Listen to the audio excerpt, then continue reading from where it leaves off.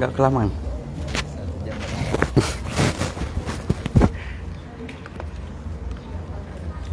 Ketutupan. Ketutupan. Ketutupan. Enggak.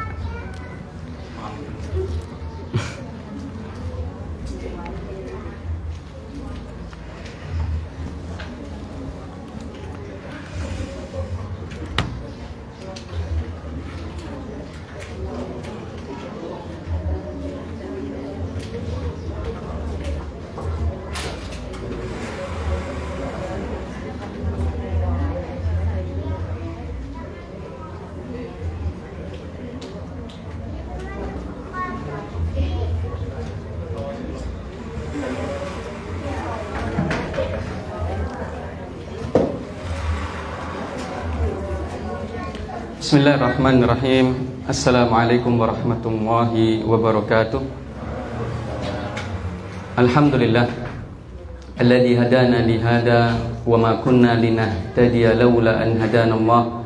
Asyhadu an la ilaha illallah wahdahu la syarika lah wa asyhadu anna Muhammadan abduhu wa rasuluh la nabiyya wa la rasula ba'da. Allahumma salli wa sallim wa barik wa an'im ala abdika wa rasulika nabiyina Muhammadin wa ala alihi wa ashabihi wa ummatihi ila yaumil qiyamati, amma ba'du. Fa ya ikhwati wa akhwati fillah rahimakumullah.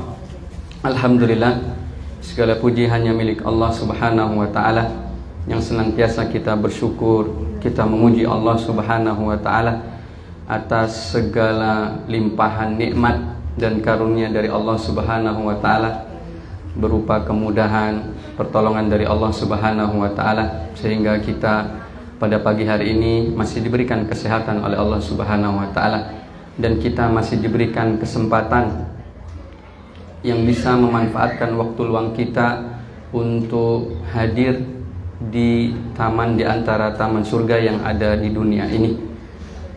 Maka ini adalah nikmat yang besar, ya, dimana mungkin sebagian orang, kebanyakan orang lagi sibuk cari spot untuk liburan, ya, karena liburan panjang, liburan akhir tahun, anak-anak sekolah sudah liburan, maka mereka sibuk mau kemana, liburan kemana. Akan tetapi Allah Subhanahu wa taala takdirkan kita untuk bisa hadir di salah satu taman di antara taman surga yang ada di dunia ini. Sebagaimana kata Nabi alaihi salatu wassalam, idza marartum biriyadil jannah farta'u. Kalau kalian melewati sebuah taman surga, maka singgah, maka pergilah ke taman surga tersebut. Kemudian kata para sahabat, mereka kaget, kok bisa di dunia ada taman surga? Maka kata para sahabat, wa mariyadul jannah. Maka kata Nabi alaihi salatu wassalam, hilakul dzikr, yaitu halaqah-halaqah yang di dalamnya kita mengingat Allah Subhanahu wa taala, kita belajar di situ ilmu-ilmu agama yang dengannya Allah Subhanahu wa taala mengangkat kebodohan dari diri kita. Kemudian salawat dan salam semoga tercurah limpahkan kepada hamba dan juga utusan Allah Subhanahu wa taala, Nabi besar kita Nabi Muhammad sallallahu alaihi wasallam, pada keluarga beliau, istri-istri beliau, putra-putri beliau, para sahabat, dan juga umat beliau yang senantiasa tegar, sabar, semangat meniti jalannya Rasulullah sallallahu alaihi wasallam sampai ditegakkannya hari kiamat kelak. Ikhwati wa akhwati fillah rahimakumullah. Pada kesempatan kali ini insyaallah taala kita akan membahas dua pembahasan. Yang pertama adalah pembahasan tentang fikih, yang dimana kita akan membahas kitab Al-Fiqhu Al-Muyassar. Kemudian yang kedua adalah pembahasan Tazkiyatun Nufus, yang akan kita bahas dari kitab Riyadhus Shalihin yang ditulis oleh Al-Imam An-Nawawi rahimallahu ta'ala. Baik, untuk pembahasan yang pertama kita akan membahas kitab Al-Fiqhu Al-Muyassar, di mana kita masih berada di bab Toharoh, ya, masih di bab Toharoh. Maka ana meneruskan pembahasan yang sudah disampaikan sebelumnya. Nah, sekarang masuk pada pembahasan yang keenam, yaitu as'arul adamin wa bahimatil an'am. As'arul adamin wa bahimatil an'am. Nah, sekarang kita akan bahas dulu apa makna al-as'ar. Al-as'ar itu jamak dari su'run. Ya, su'run. Apa itu su'run? Su'run itu adalah fadhalatu syurbi ay ma baqiya fil ina'i ba'da syurbi syarib minhu, yaitu bekas dari minuman yang ada di bejana yang telah diminum oleh seseorang atau hewan. Nah, itu namanya su'ruh. Jadi bekas minuman yang ada di dalam bejana. Nah, itu su'ruh.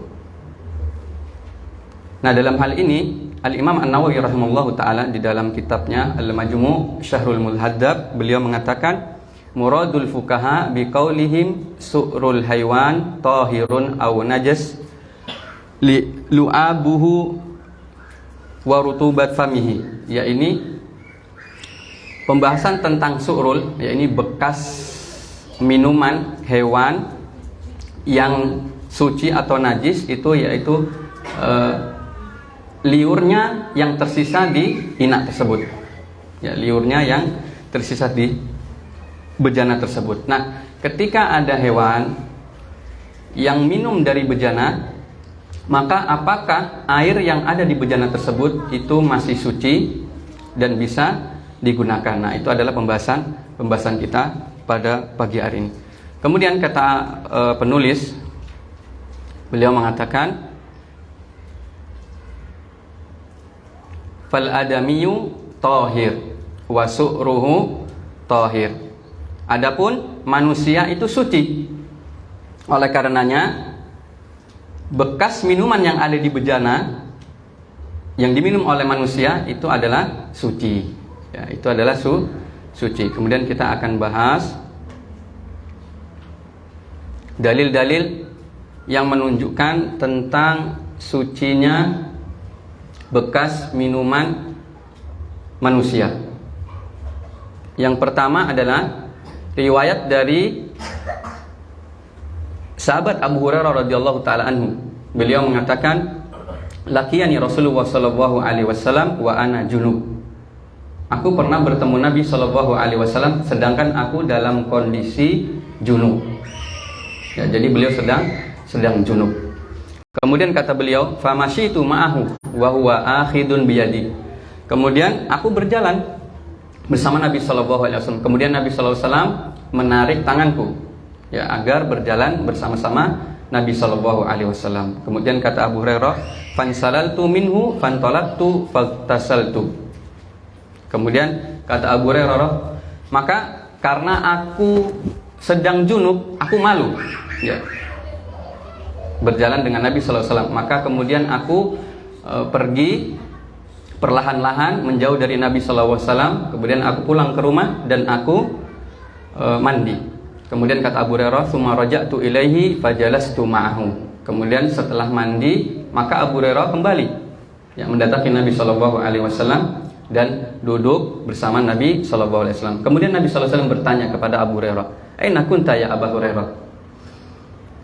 Kamu tadi kemana Abu Hurairah? Kemudian kata Abu Hurairah, "Lakitani wa ana junubun fakarihtu an ujalisaka." Tadi aku sedang junub wahai Rasulullah sallallahu alaihi wasallam, sedangkan aku enggak suka kalau aku sedang junub duduk bersama dirimu. Kemudian kata Nabi sallallahu alaihi wasallam, "Innal mu'mina la yandus."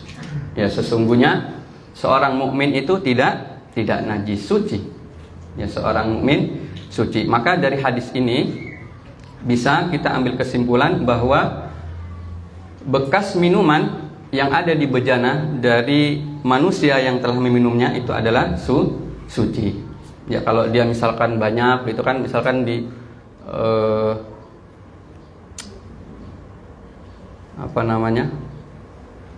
kamar mandi. Kalau sekarang jarang ada Pak?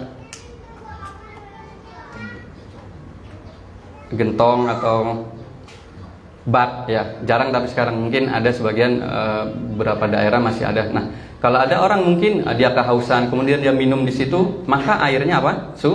Suci. Ya, airnya suci. Boleh untuk dibuat bersuci. Nah, kemudian kata penulis itu tadi tentang bekas minuman seorang muslim. Nah, sekarang kemudian kata penulis sawaun kana musliman au kafiron. Tadi kalau muslim bekas air yang ada di bejana itu apa? Suci. Sekarang orang kafir bagaimana? Ini pembahasan yang kedua. Maka bekas air yang ada di dalam bejana yang dipakai oleh orang kafir, maka dia hukumnya suci. Ya, maka hukumnya suci. Boleh dipakai. Hal ini berdasarkan beberapa dalil tentang sucinya bekas air minum yang digunakan oleh orang-orang kafir. Yang pertama, diuraikan bahwasanya Nabi SAW itu wudu dari bejananya orang kafir perempuan. Ya, jadi dulu Nabi SAW pernah beliau berwudu dari bejananya orang-orang kafir. Ya, maka hal ini menunjukkan bahwa bejana dan juga air yang pernah dipakai oleh orang-orang kafir itu suci. Kemudian dalil yang berikutnya bahwasanya Allah Subhanahu wa taala membolehkan kita untuk menikah dengan siapa? Ahlul kitab. Ya, boleh kita untuk menikah dengan ahlul kitab. Ya, orang Yahudi atau Nasrani. Maka seseorang yang dia menikah dengan ahlul kitab tidak mungkin dia selamat dari bekas air yang digunakan oleh orang-orang kafir. Ya kan, seandainya ada seorang muslim dia nikah dengan ahlul kitab, ya, seorang suami, seorang laki-laki, kemudian dia menikah dengan perempuan ahlul kitab. Kalau yang muslim itu mukmin itu perempuan nggak boleh, ya, nggak boleh nikah dengan ahlul kitab. Tetapi kalau dia muslim, laki-lakinya muslim, mukmin, maka boleh dia menikah dengan ahlul kitab. Nah, ketika dia menikah, nggak mungkin dia itu selamat dari bekas minum dari istrinya yang ahlul kitab. Ya enggak, karena dia setiap hari ketemu, karena di rumahnya. Nah, sedangkan kalau itu najis, maka ini memberatkan. Oleh karenanya Allah Subhanahu wa taala membolehkan ya seorang muslim untuk menikah dengan ahlul kitab. Dan enggak ada perintah ketika seseorang dia berumah tangga dengan ahlul kitab, kemudian ahlul kitabnya minum. Nah, sebelum minum di gelas yang sama disuruh untuk apa? Mencuci. Enggak. Ya, tidak ada perintah untuk mencuci bejana tersebut. Maka ini menunjukkan atas sucinya su'ru al-insan al-kafir. Jadi menunjukkan bekas minumnya orang-orang kafir itu suci. Maka boleh ya diminum atau digunakan untuk berwudu. Kalau itu memenuhi syarat untuk digunakan apa? Berwudu. Nah, kemudian timbul pertanyaan, bagaimana dengan firman Allah Subhanahu wa taala di dalam surat At-Taubah yang Allah Subhanahu wa taala mengatakan innamal musyrikuna najasun. Ya, sesungguhnya orang-orang musyrik itu najis. Nah, maka para ulama menjelaskan yang dimaksud dengan kenajisannya adalah najis secara maknawi, yaitu apa? Keyakinannya najis. Ya, keyakinannya najis. Hal ini sebagaimana ya disebutkan oleh Al-Imam Ibnu Katsir tatkala beliau menafsirkan ayat ini. Beliau mengatakan wadalat hadhil ayatul karimatu ala najasatil musyrik kama dalat ala taharatil mu'min walima warada fil hadis. Ayat ini menunjukkan tentang najisnya orang-orang musyrik.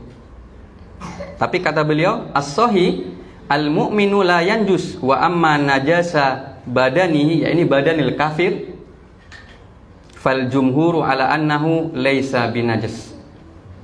Maka jumhur ulama mengatakan orang-orang kafir itu tidak najis. Maka yang najis adalah apa? I'tiqadnya, kotor. Ya, buruk. Sehingga dari sini kita bisa mengambil kesimpulan bahwa bekas minum dari bejananya orang-orang kafir itu apa? Suci. Ya, boleh digunakan.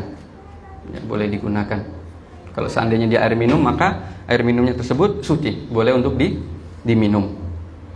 Kalau seandainya memenuhi syarat untuk digunakan berwudu, bersuci, maka boleh untuk digunakan untuk berwudu ya atau bersuci.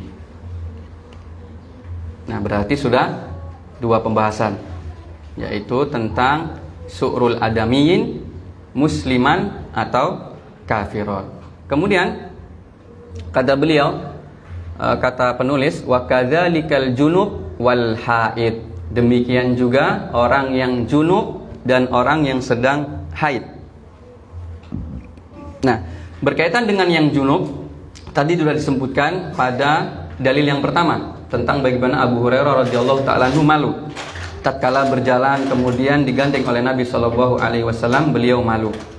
Ya, maka kemudian Nabi sallallahu alaihi wasallam mengatakan al-mu'minu la yanjus. Sesungguhnya orang mukmin itu tidak najis, suci.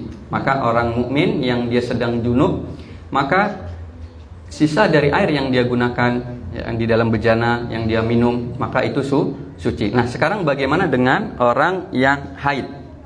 Ya, orang yang haid berarti perempuan.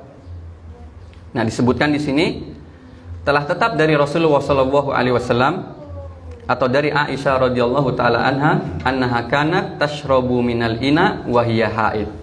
Ya, bahwasanya dari Aisyah radhiyallahu taala anha bahwasanya beliau minum dari bejana dalam keadaan haid. Kemudian kata Aisyah, fayakhuduhu Rasulullah sallallahu alaihi wasallam fayadha'u fahu ala maudi'i fai. Maka kemudian Nabi sallallahu alaihi wasallam minum, meletakkan bibir beliau di tempat bibir Aisyah minum dari bejana tersebut. Nah, maka ini menunjukkan bahwa bekas minuman orang yang sedang haid itu suci. Ya, tidak najis. Yang tidak diperbolehkan apa? Mendekati orang yang sedang haid. Nah, maka orang yang istri-istri yang lagi haid maka tidak boleh didekati untuk dipergauli. Akan tetapi minumannya ya, dari bekas minumnya itu boleh suci untuk diminum dan juga bisa untuk digunakan bersuci. Nah, kemudian juga ada dalil yang lain, hadis yang lain dari Ummul Mukminin Aisyah radhiyallahu taala anha. Kata beliau,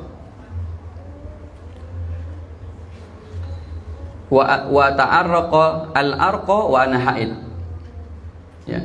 Kemudian aku makan tulang yang masih ada dagingnya sedikit. Ya, jadi tulang kemudian ada dagingnya yang sedikit. Kemudian beliau memberikan kepada Nabi sallallahu alaihi wasallam. Ya, maka kemudian Nabi sallallahu alaihi wasallam makan dari sisa yang dimakan oleh Aisyah. Maka ini semua menunjukkan bahwa bekas minuman dari orang-orang yang haid maka suci. Hukumnya suci.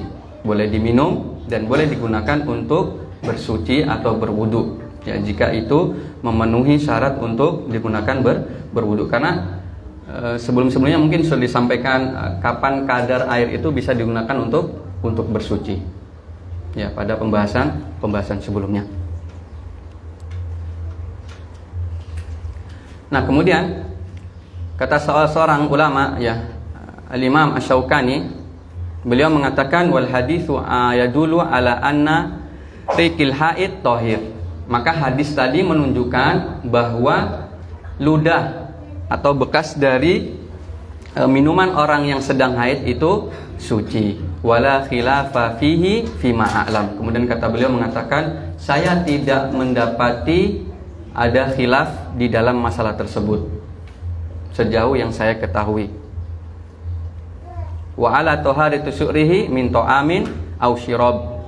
Maka Oleh sebab itu, bekas dari minuman atau makanan orang yang sedang haid itu suci. Jadi boleh dimakan dan juga diminum. Nah, intinya dari apa yang kita sampaikan, bahwa bekas minuman dari manusia, baik dia itu muslim, ya kafir, kemudian dia sedang junub atau sedang haid, maka hukumnya apa? Suci.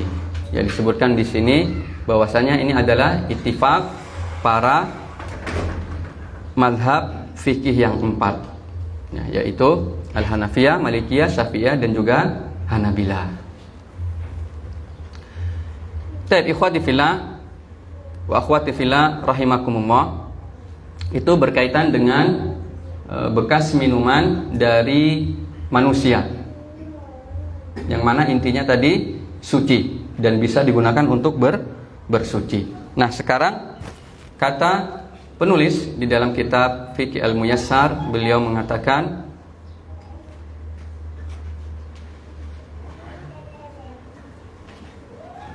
waqad ajma'al ulama ala taharati su'ri ma yu'kal lahmuhu min bahimatil an'ami wa ghairiha.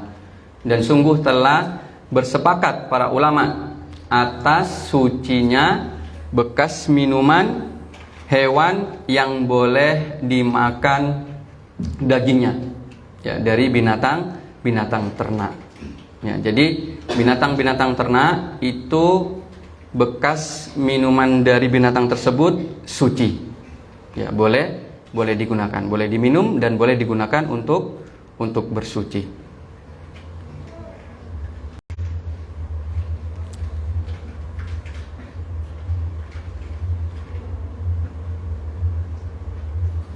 Nah, di sini kita sebutkan ya perkataan para ulama tentang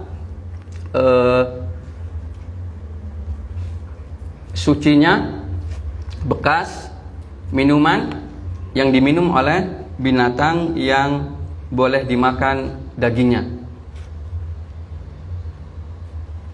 Sebagaimana yang dinukil oleh Ibnul Mundhir rahimahullah taala, ya, beliau menukil ijma' atas sucinya bekas minuman hewan ternak. Kata beliau, wa ajma'a ahlul ilmi ala anna su'rama ukila lahmuhu tahir wa yajuzu syarbuhu atau syurbuhu wal wudu'u bihi. Ya, kata Imam Ibnu Mundhir, telah sepakat ahlul ilmi bahwa bekas minuman dari hewan yang boleh dimakan dagingnya itu suci. Maka boleh digunakan, boleh diminum dan digunakan untuk berwudu. Ya, kata beliau rahimallahu taala. Kemudian juga perkataan Al-Imam Ibnu Hazm rahimallahu taala, beliau mengatakan wa kullu ma yukalu lahmuhu fala khilafa fihi annahu tahir. Ya, kata beliau rahimallahu taala bahwa segala sesuatu yang boleh atau binatang yang boleh dimakan, maka tidak ada khilaf di dalamnya bahwa bekas minuman yang diminum oleh binatang tersebut suci.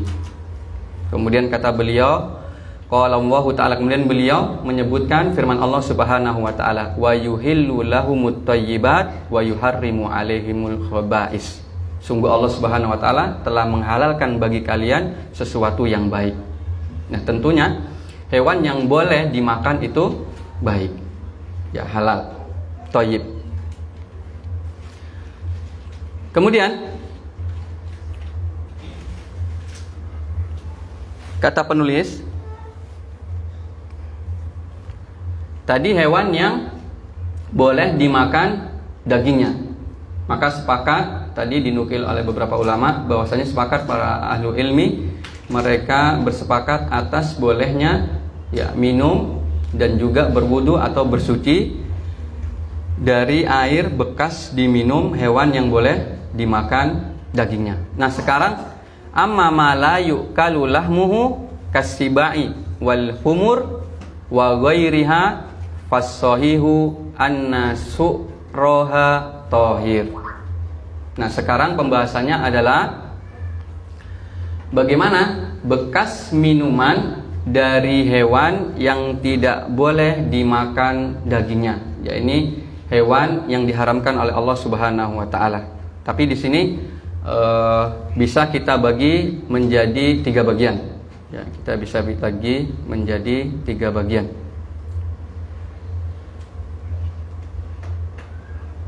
Yang pertama,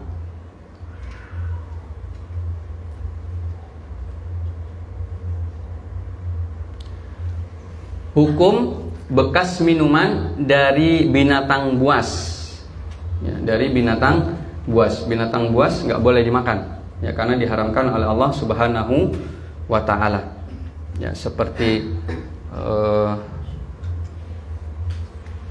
serigala, ya, singa, itu binatang buas. Demikian juga binatang-binatang yang memiliki taring atau cakar. Nah, maka sebagian ulama mengatakan bekas minum dari binatang yang tidak boleh dimakan tadi, seperti binatang buas, itu adalah suci semuanya. Ya, boleh. Ini adalah mazhabnya Imam Malik dan juga Imam Asy-Syafi'i. Disebutkan di sini di dalam kitab Asy-Syahrul Al-Kabir. Ya, kemudian juga Mawahibul Jalil punyanya Al-Khattab. Kemudian juga Al-Mudawwana Al-Kubra li Suhnun. Kemudian juga di dalam ulama-ulama Syafi'iyah disebutkan juga di dalam kitab Al-Majmu' Syahru Al-Muhadzab. Ya, ini punyanya Al-Imam An-Nawawi rahimahullah taala. Demikian juga disebutkan di dalam kitab Ya, punya Al-Imam Asy-Syafi'i rahimallahu taala. Dan ini juga riwayat dari Al-Imam Ahmad bin Hanbal rahimallahu taala. Kemudian ini yang pertama. Kemudian bagian yang kedua adalah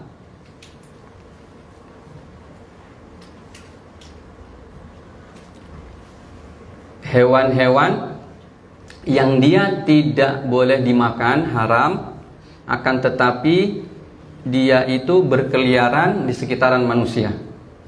Ya, berkeliaran di sekitar manusia, seperti kucing, kemudian bigol. Bigol itu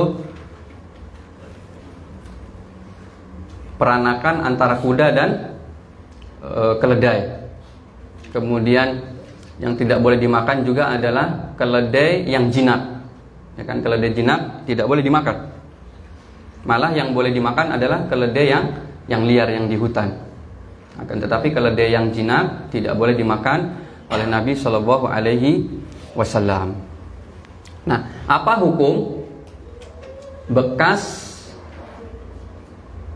minuman dari hewan-hewan tersebut?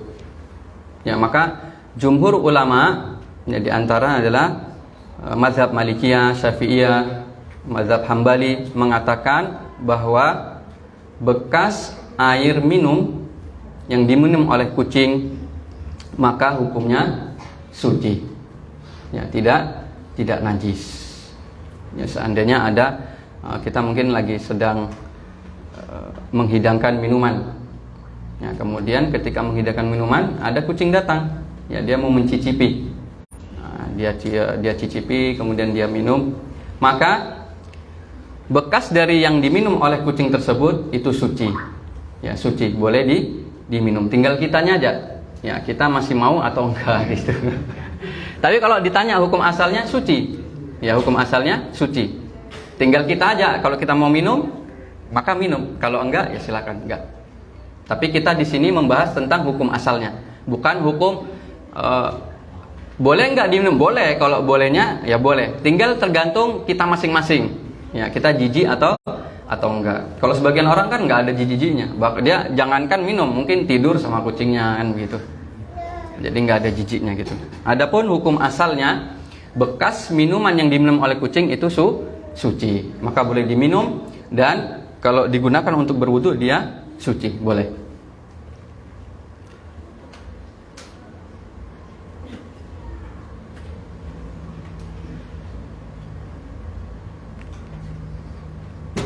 Nah, kemudian dalilnya apa?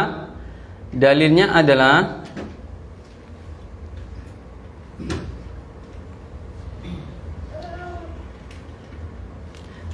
adalah hadis Kabsyah binti Ka'ab bin Malik radhiyallahu taala anha, bahwasanya suatu hari Abu Qatadah datang menemui Kabsyah.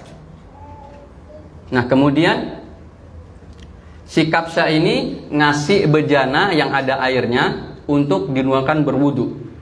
Ya, digunakan untuk berwudu. Maka kemudian datanglah kucing. Ya, datanglah kucing. Kemudian kucing tersebut minum dari bejana tersebut. Nah, kemudian si Kabsyah ini heran dia. Seperti keheranan, kayak nggak mau pakai gitu. Kemudian kata si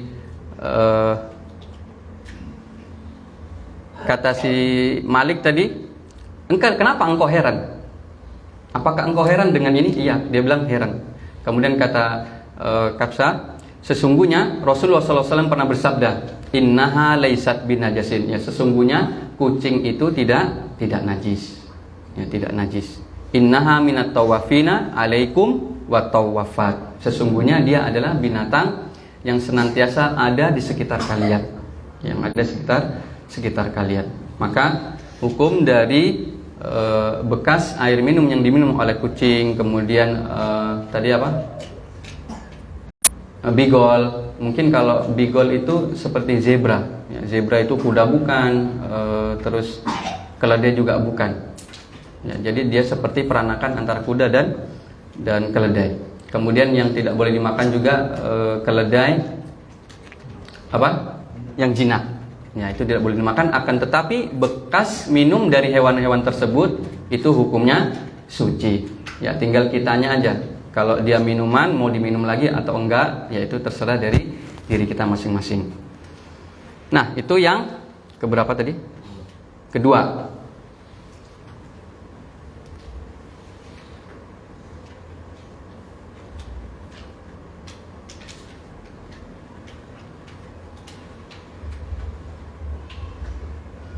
Kemudian sekarang yang ketiga,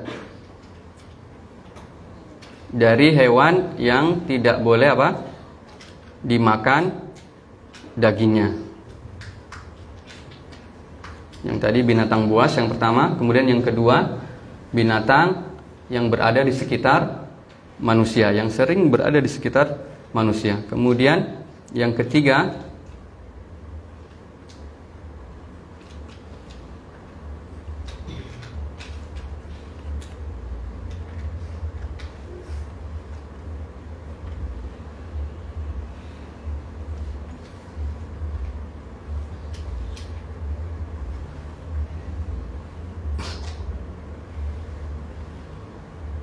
nah, yang sekarang yang ketiga adalah yang tidak boleh dimakan dagingnya, yaitu anjing dan babi.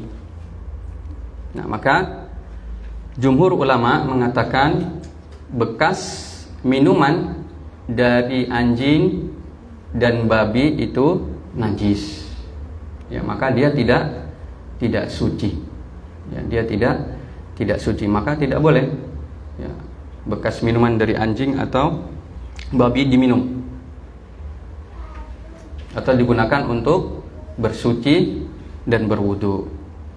Ya, ini adalah jumhur ulama, ya, dari para ulama fikih dari madhab Hanafi, Syafi'iyah, kemudian dari Hambali, dan ini yang juga condong dari pendapat Imam Ibn Rushd yang menulis kitab Al-Bidayah Bidayatul Mujtahid. Beliau adalah bermadhab Maliki. Ya, beliau condong kepada pendapat jumhur ini, bahwasanya bekas minuman dari anjing dan juga babi itu najis. Dalilnya apa? Dalilnya adalah hadis dari sahabat Abu Hurairah radhiyallahu taala anhu tentang najisnya bekas minuman dari anjing, bahwa Rasulullah sallallahu alaihi wasallam bersabda, "Idza syaribal kalbu fi ina'i ahadikum falyaghsilhu sab'a marratin." Ya, apabila seekor anjing minum dari bejana salah seorang di antara kalian, maka cucilah dengan 7 kali cucian. Nah, inti pendalilannya bagaimana? Sisi pendalilannya bahwasanya perintah untuk mencuci wadah tersebut menunjukkan kepada najisnya bekas minuman apa? Anjing. Kalau seandainya suci, maka tidak diperintahkan untuk dicuci. Bahkan ini disuruh cuci sampai berapa kali? 7 kali.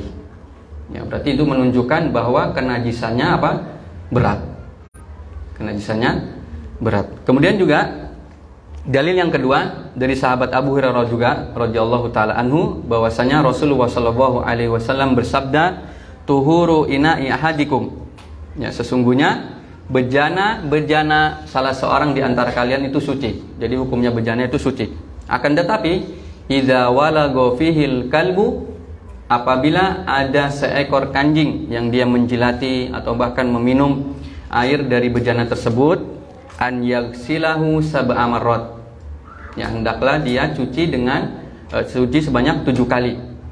Ulahuna biturab. Dan yang pertama kali dicuci pakai apa? Pakai tanah. Ya, pakai tanah. Maka sama inti pendalilannya atau sisi pendalilannya bahwasanya kalau seandainya bekas minuman dari anjing itu tidak najis, tentu Nabi Shallallahu alaihi wasallam tidak akan menyuruh untuk mencucinya. Kalau memang itu suci. Ya, kalau memang itu suci. Akan tetapi Nabi Shallallahu alaihi wasallam ya memerintahkan kita apabila ada seekor anjing ya yang dia habis minum, ya mungkin kita punya tetangga seorang yang beragama Nasrani yang dia memelihara anjing ya, yang anjingnya keliaran mungkin, maka ketika kita melihat ya bejana-bejana kita habis jilati oleh anjing, maka harus dicuci kalau kita melihat. Kalau enggak melihat ya wallahu a'lam. Kalau melihat maka harus dicuci karena bekas jilatan atau minuman dari anjing itu najis, maka tidak boleh diminum dan juga tidak boleh digunakan untuk bersuci dan berwudu. Nah, kemudian dalil tentang najisnya babi. Ya. Itu disebutkan oleh Allah Subhanahu wa taala di dalam surat Al-An'am ayat 145. Ya, ayat 145 Allah Subhanahu wa taala berfirman mengatakan kepada Nabi sallallahu alaihi wasallam, "Qul la ajidu fima uhiya ilayya muharraman ala ta'amin yat'amuhu illa an yakuna maitatan aw daman masfufa aw lamah khinzir." Katakan wahai Nabi sallallahu alaihi wasallam, tidaklah aku mendapati di dalam apa yang diwahyukan kepadaku sesuatu yang haram atas makanan yang dimakan, kecuali jika makanan tersebut berupa apa? Yang pertama, bangkai. Kemudian yang kedua, darah yang mengalir. Jadi binatang ya, darah yang mengalir. Kemudian yang ketiga adalah daging babi. Ya, daging babi. Maka ini menunjukkan bahwasanya babi itu najis. Ya, babi itu najis. Jadi kalau seandainya ada babi yang dia habis minum di dalam bejana, maka tidak boleh digunakan. Ya, tidak boleh digunakan untuk bersuci, apalagi untuk diminum.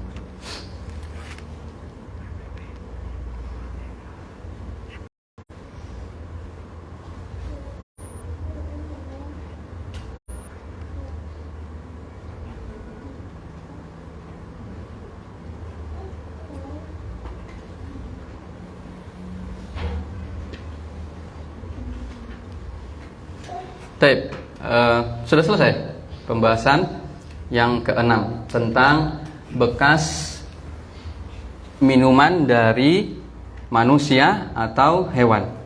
Ya, tadi dibagi bahwasanya atau kita sebutkan ringkasannya bahwa hukum dari bekas minuman dari manusia, ya, baik dia muslim ataupun kafir, baik dia dalam keadaan sedang suci atau sedang junub atau sedang haid, maka hukumnya apa? Suci.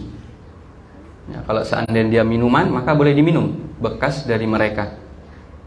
Dan kalau seandainya terpenuhi syarat untuk digunakan bersuci, maka boleh digunakan untuk bersuci. Nah, kemudian yang kedua, rangkumannya bahwa bekas minuman hewan yang boleh dimakan dagingnya, maka sepakat para ulama hukumnya suci. Ya, boleh digunakan untuk bersuci dan juga boleh untuk diminum. Nah, kemudian yang ketiga, ada hukum bekas minuman hewan yang tidak boleh dimakan. Nah, tadi kita bagi menjadi tiga. Yang pertama adalah hewan binatang buas. Ya, binatang buas seperti serigala, kemudian harimau, singa. Maka hukumnya jumhur ulama mengatakan apa? Suci. Kemudian yang kedua, hewan yang tidak boleh dimakan yang dia itu senantiasa berada di lingkungan manusia, seperti kucing, kemudian keledai yang jinak, kemudian bigol. Bigol itu peranakan antara kuda dan himar. Maka hukumnya jumhur tadi suci. Maka boleh digunakan dan boleh dipakai untuk bersuci. Kemudian yang ketiga adalah hewan yang tidak boleh dimakan, yaitu anjing dan babi. Maka hukumnya sepakat para ulama itu adalah najis. Tidak sepakat, akan tetapi jumhur ulama mengatakan itu najis. Ya, berarti ada sebagian ulama yang berpendapat tidak najis. Akan tetapi jumhur ulama mengatakan najis, dari mazhab Syafi'i, ya, Hambali, Hanafi, bahkan Malikiyah, yang disebutkan oleh tadi Imam Ibnu Rushd di dalam kitabnya Bidayatul Mujtahid, bahwasanya beliau condong kepada pendapat mengatakan anjing dan babi itu najis, bekas bejananya adalah najis. Nah, alhamdulillah selesai pembahasan tentang bekas minuman dari manusia atau hewan. Nah, sekarang kita insyaallah akan membahas tentang Tadkiyatus Nufus dari kitab Arba'in An-Nawawi. Riyadus Shalihin. Tazkiyatun Nufus dari kitab Riyadus Shalihin min kalami Sayyidil Mursalin yang ditulis oleh Al-Imam An-Nawawi rahimallahu taala.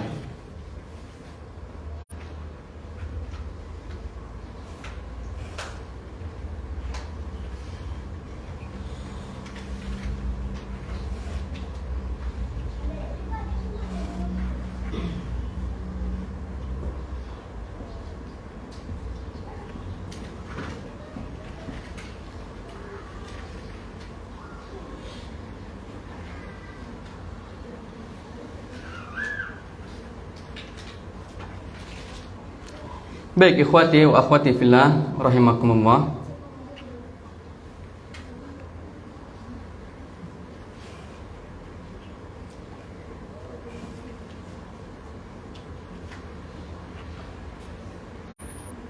Kita masuk pada pembahasan kitab Riyadus Shalihin min kalami Sayyidil Mursalin yang ditulis oleh Al-Imam Yahya ibnu Syaraf, atau yang lebih dikenal Al-Imam An-Nawawi rahimallahu ta'ala.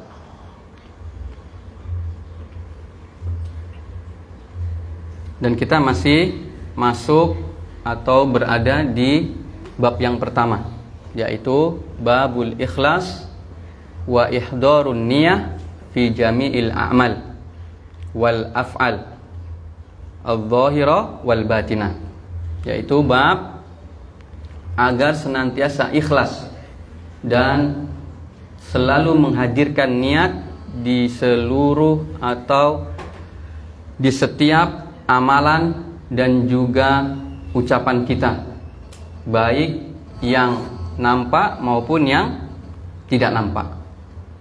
Ya, maka kewajiban untuk berikhlas dan menghadirkan niat dalam setiap amalan, baik itu perbuatan atau ucapan, yang nampak maupun tidak nampak. Kemudian Al-Imam An-Nawawi rahimahullahu taala, beliau menyebutkan atau membawakan hadis yang ke-10 dari sahabat Abu Hurairah. Kata beliau rahimahullahu taala, wa an Abi Hurairah radhiyallahu anhu qala Rasulullah sallallahu alaihi wasallam, salatul rajuli fi jama'atin tazidu ala salatihi fi baitihi wa salatihi fi suqihi bid'an wa ishrina darajah. Bahwa salatnya seseorang bersama jamaah itu memiliki keutamaan yang lebih daripada salatnya sendirian di dalam rumahnya atau di pasarnya. Ya, berarti nggak cuma di pasar, mungkin di tempat kerjanya. Ya, saking sibuknya akhirnya dia tidak sholat jamaah, tinggalan jamaah, akhirnya dia sholat sendirian. Ya, tidak harus di pasar, intinya di tempat dia bekerja. Kemudian kata Nabi SAW, itu keutamaannya lebih besar 20 sekian derajat. Jadi bid'un itu bilangan antara 3 sampai 9. Ya, bid'un itu bilangan 3 sampai 9. Berarti ya sekitar ya 27, 25 ya antara itu.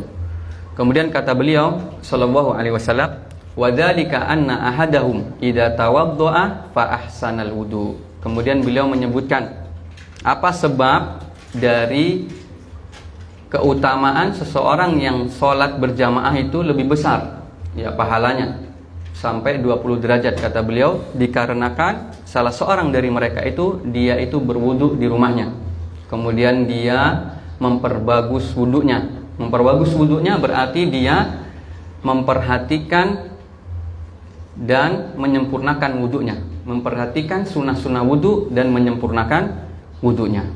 Kemudian kata Nabi SAW, suma atal masjidah la yanhizuhu ila sholah. Kemudian dia pergi menuju masjid yang dia tidak keluar rumahnya kecuali untuk sholat ya, bukan untuk mendapatkan pujian manusia. Oh dia rajin sholat, oh dia paling pertama kalau menuju masjid. Bukan, akan tetapi dia keluar menuju masjid memang benar-benar niatnya untuk sholat karena Allah subhanahu wa ta'ala. Makanya kemudian Nabi SAW mengatakan, la yuridu illas sholah. Tidak ada keinginan apapun, apalagi berkaitan dengan duniawi, enggak ada pujian orang, enggak. Akan tetapi memang dia benar-benar ingin sholat karena Allah subhanahu wa ta'ala. Kemudian kata Nabi SAW, falam yakhtu khutwatan illa rafa'alahu biha darajah. Dan tidaklah dia setiap langkah yang dia langkahkan menuju sholatnya itu, ya menuju masjidnya, kecuali Allah akan derajatnya pada setiap langkahnya. Ya Allahu Akbar. Ini adalah kemurahan Allah Subhanahu wa ta'ala. Ya, bagaimana amalan yang ringan seseorang berjalan menuju masjid, akan tetapi setiap langkahnya menjadi sebab dirinya diangkat derajatnya oleh Allah Subhanahu wa ta'ala. Kemudian wa hutta anhu biha khati'ah hatta yadkhulal masjid. Bahkan bukan cuma diangkat derajatnya oleh Allah Subhanahu wa ta'ala, akan tetapi kata Nabi alaihi salatu wassalam, kata Nabi, akan tetapi dihapuskan darinya dari setiap langkahnya itu kesalahan. Ya, kita tahu bahwasanya kita itu tempatnya khilaf, tempatnya salah.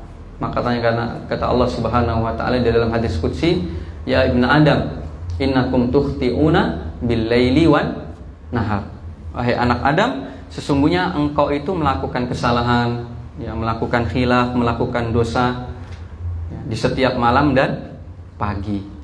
Ini menunjukkan bahwasanya kita banyak salahnya ya tanpa kita sadari. Oleh karenanya dengan kita berjalan menuju masjid itu bisa mengangkat derajat kita dan juga menghapuskan dosa-dosa dan kesalahan kita. Kemudian kata Nabi alaihi salatu wassalam, fa idza dakhalal masjida kana fis sholati ma kanat sholatuhu hiya tahbisuhu. Kemudian ketika dia masuk ke dalam masjid sholat, kemudian dia menunggu, tidak keluar, menunggu sholat berikutnya, maka kata Nabi SAW, wal malaikatu yusalluna ala ahadikum madama fi majlisil ladzi shalla fihi. Ya, maka dia akan diberikan sholawat oleh malaikat.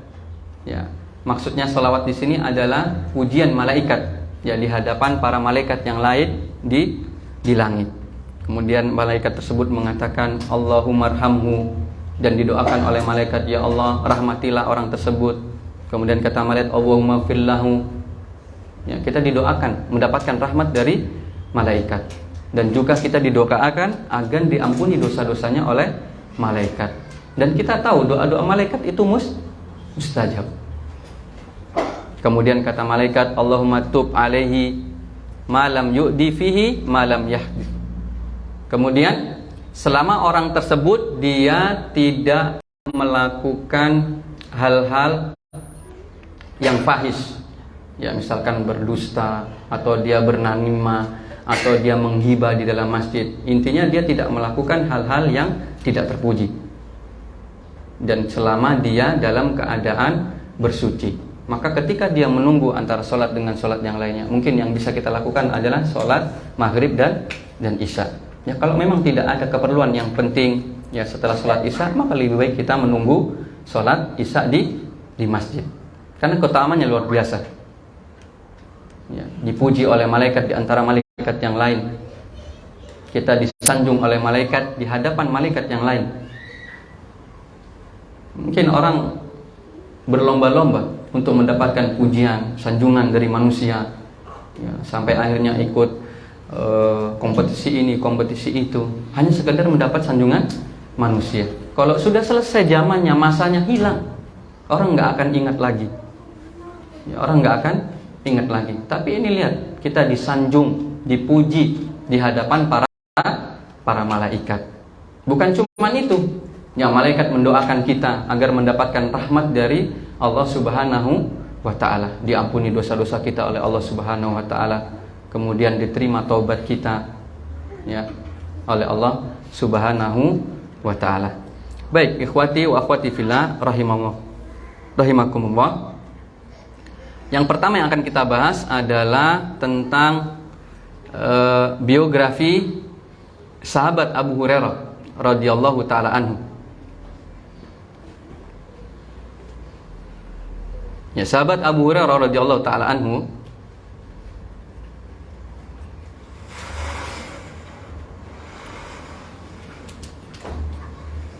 Abu Hurairah itu adalah kunyah beliau.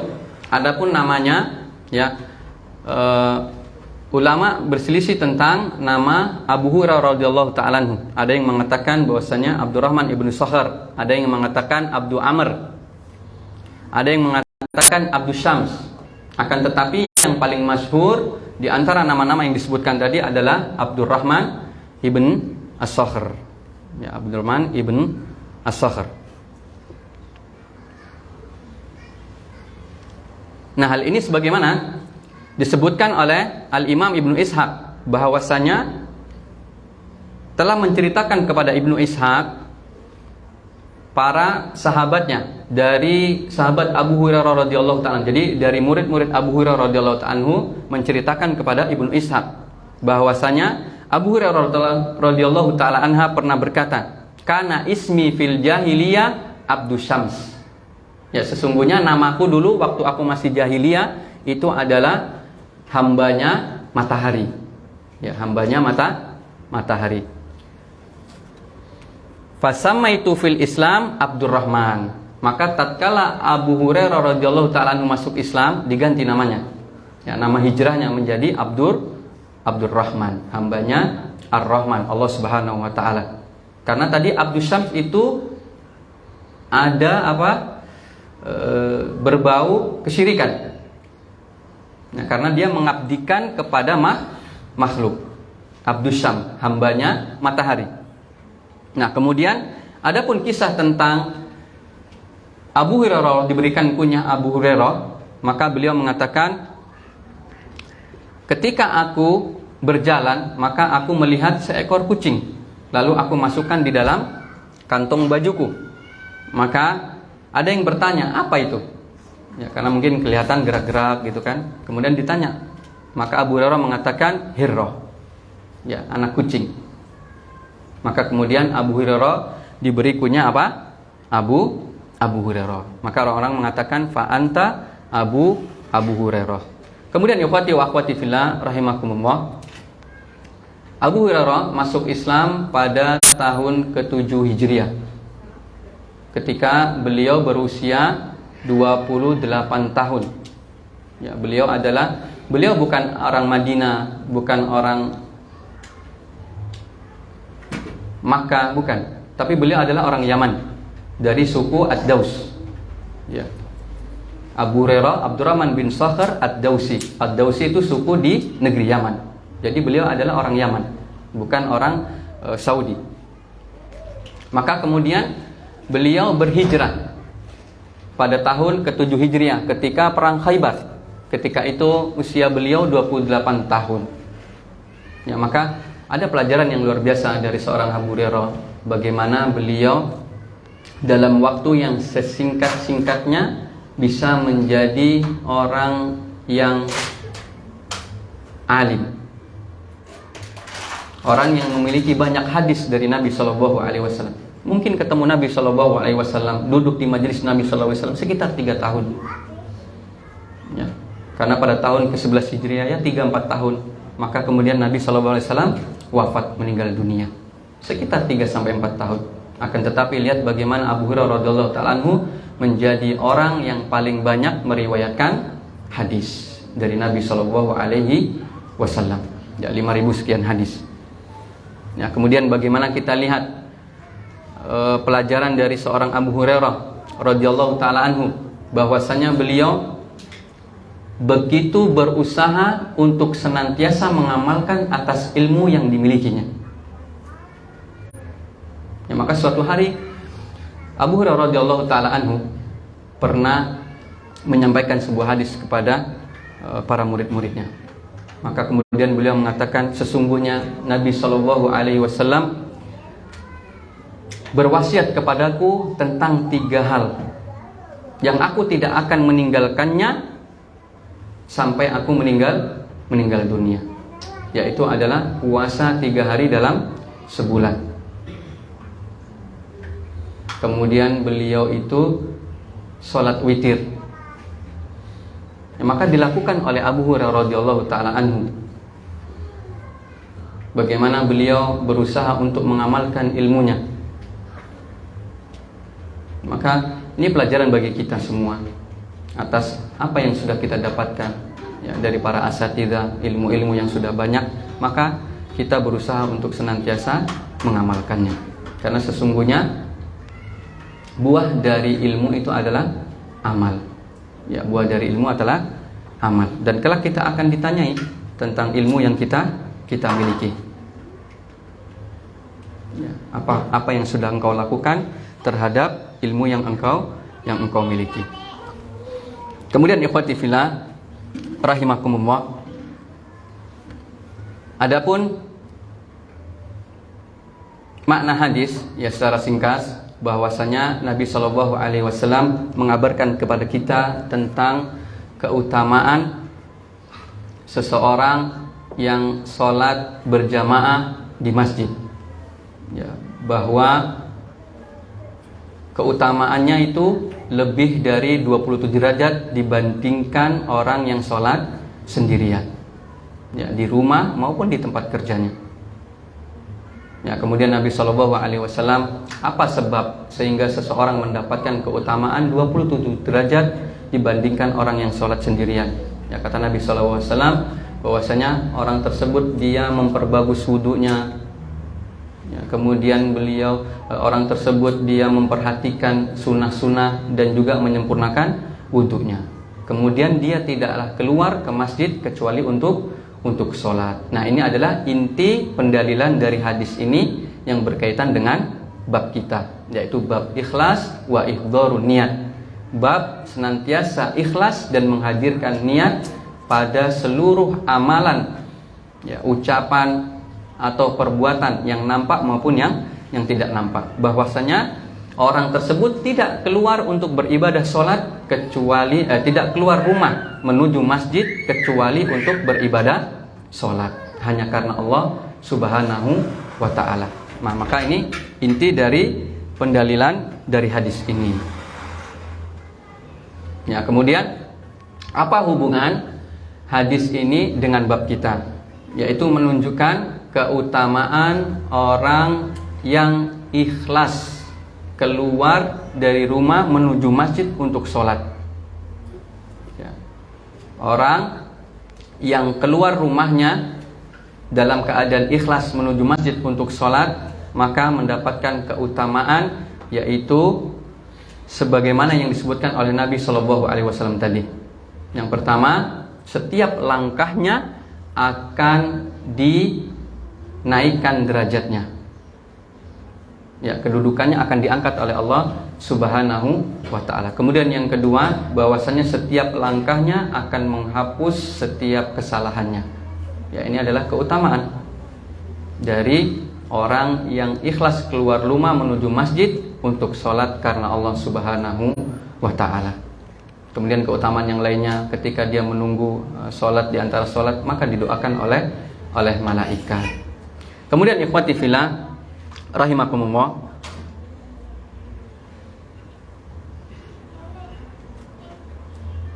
apa faedah yang bisa kita ambil dari hadis ini? Ya, ada beberapa faedah yang bisa kita ambil dari hadis ini. Yang pertama, bahwasanya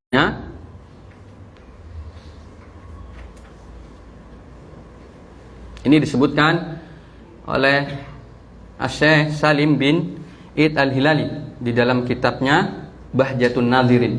Ya, beliau mengatakan, ada menyebutkan beberapa faedah. Faedah yang pertama, bahwasanya sholat sendirian di rumah atau di pasar itu boleh, kata beliau. Kenapa?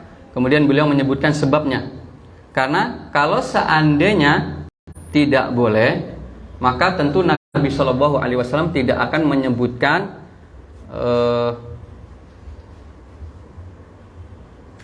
tingkatan-tingkatan keutamaan orang yang sholat. Ya. Nanti jangan tanya dulu. Jadi hukum sholatnya boleh di rumah saat itu.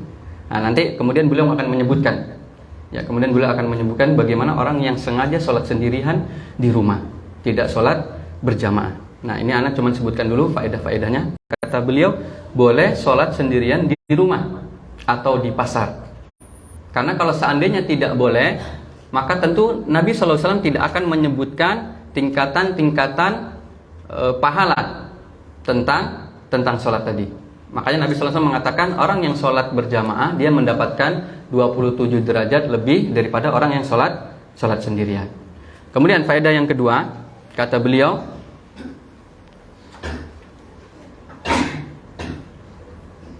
ya, sholat jamaah tentu lebih utama dibandingkan sholat sendirian. Ya, sebagaimana hadis-hadis. Jadi di dalam hadis itu disebutkan, ada yang menyebutkan 25 derajat, ada yang menyebutkan 27 derajat, ada yang menyebutkan 20 sekian derajat. Nah, lalu bagaimana Ustaz? Berarti di situ ada perbedaan. Yang benar mana? 27 derajat atau 25 atau 23 derajat? Maka semuanya itu tidak ada benturannya. Cara memahaminya bagaimana? Cara memahaminya adalah seseorang mendapatkan 27 derajat di dalam sholat jamaahnya ketika dia itu benar-benar memperhatikan sholatnya. Ya, maka dinilai dari kekhusyuannya, ya, dinilai dari kesempurnaan sholatnya. Maka ada orang yang mendapatkan 20 derajat, ada yang mendapatkan 25 derajat, ada yang mendapatkan pahala 23 derajat. Maka dilihat dari sisi kualitas sholatnya. Ya, maka tidak ada yang berbenturan. Hadis-hadis yang disebutkan oleh Nabi SAW bahwa sholat berjamaah itu lebih besar 27 derajat. Ada yang mengatakan, ada disebutkan juga 25 derajat. Maka ini tidak saling berselisih. Akan tetapi cara memahaminya adalah, maka orang akan mendapatkan 27 derajat ketika kualitas ibadah sholat jamaahnya itu sempurna. Maka ketika dia tidak khusyuk, ya maka dia akan mendapatkan di bawah itu. Nah, kemudian faedah berikutnya yang disebutkan oleh Syekh Salim bin Id Al-Hilali, beliau mengatakan,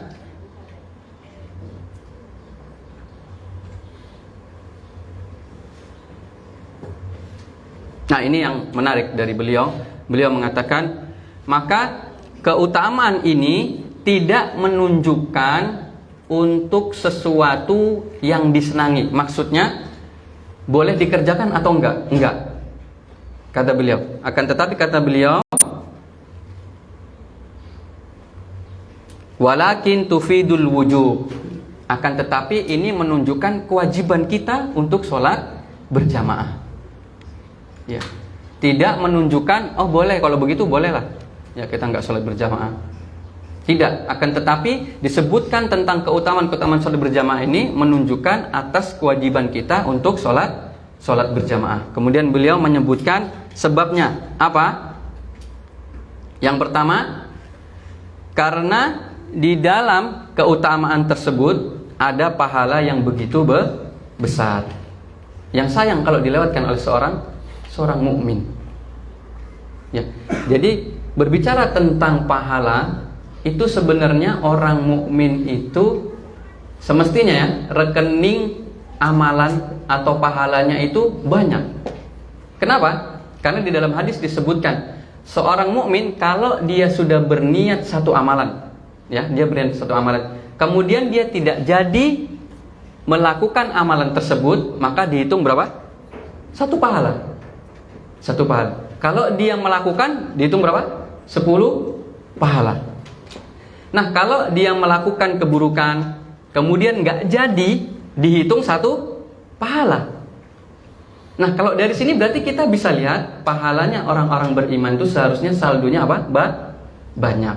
Akan tetapi kenapa kelak pada hari kiamat masih ada ya orang-orang yang merugi dengan pahala-pahala imannya. Nah, makanya kita rugi kalau melewatkan ada pahala-pahala yang besar, kemudian kita lewatkan begitu saja. Lihat para sahabat bagaimana mereka berlomba-lomba untuk senantiasa mendapatkan apa? Kebaikan. Ini para sahabat yang kemarin kita jelaskan bahwasanya keimanan kita jauh ya dari keimanan para sahabat. Kemudian beliau menyebutkan sebab yang kedua. Melihat kepada hadis-hadis yang lain ya, yang di dalamnya disebutkan tentang ancaman dan juga tentang hukuman bagi orang-orang yang tidak melakukan sholat jamaah. Nah, berarti berkaitan dengan sholat jamaah ini yang keutamaannya 27 derajat tadi bukan hanya sekedar boleh atau tidak boleh, dianjurkan atau tidak dianjurkan, tapi menunjukkan kepada wajib. Ya, karena disebutkan di dalam hadis-hadis yang lain ya, yang menjadi penguat bahwasanya di situ ada ancaman, ya, ada hukuman bagi orang yang dia sengaja untuk tidak sholat jamaah.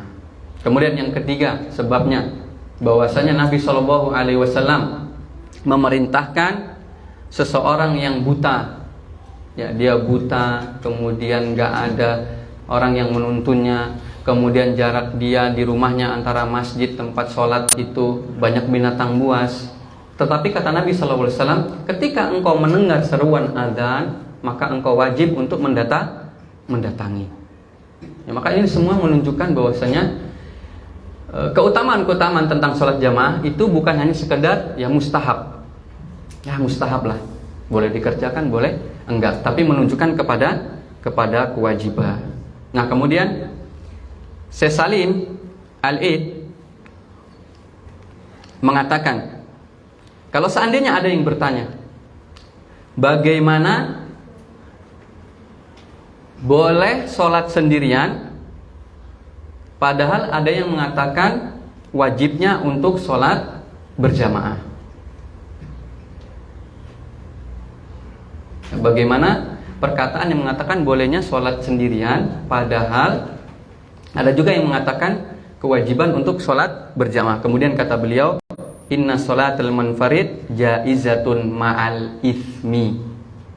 Ya, sesungguhnya orang yang sholat sendirian, ya, sholat sendirian itu boleh, akan tetapi dia menanggung dosa karena dia meninggalkan sholat berjamaah. Ya, maka kata beliau jaizun ma'al ithmi alladzi tarattaba 'alal munfarid bitakhullufihi an sholatil jamaah. Ya, maka ya orang yang sholat sendirian boleh kalau seandainya dia mau sholat, tapi dia berdosa. Lantas apa kita melakukan sholat tapi berdosa? Apakah kita sudah yakin ya dengan sholat kita yang sendirian itu diterima oleh Allah Subhanahu wa taala?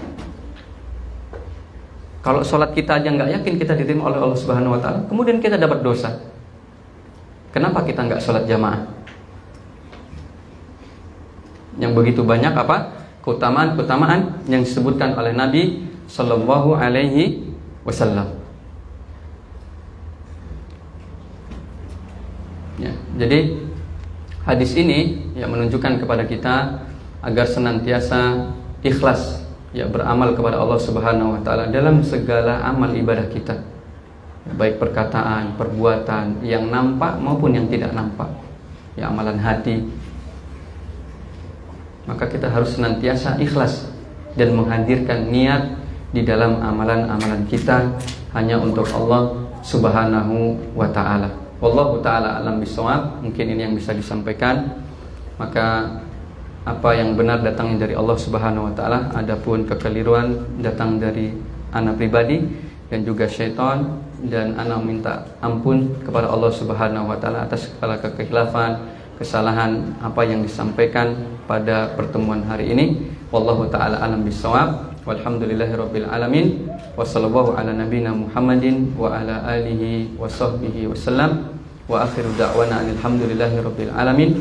Kita tutup dengan kafaratul majlis. Subhanakallahumma wa bihamdika asyhadu an la ilaha illa anta wa astaghfiruka wa atubu ilaik. Wassalamualaikum warahmatullahi wabarakatuh.